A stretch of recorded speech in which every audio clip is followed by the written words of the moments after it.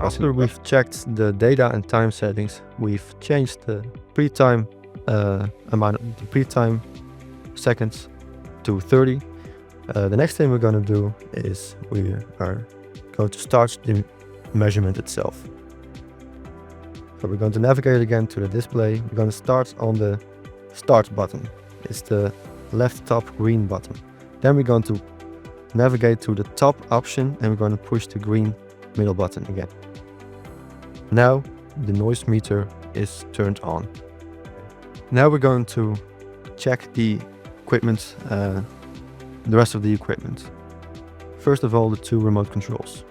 First, the remote control is attached by a wire.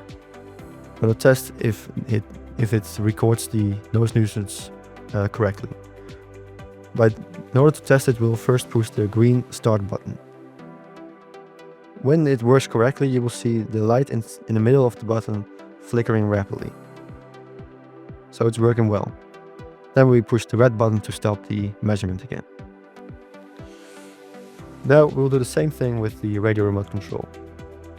The triangle will start the recording just like the green button will start the recording on the attached remote control. By pushing the triangle, you see a red button. And exactly also the lights in the green button will also flicker rapidly.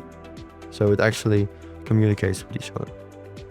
To stop the measurement again, we will push the circle button. So the two remote controls are working fine. Now we're going to continue to the next step.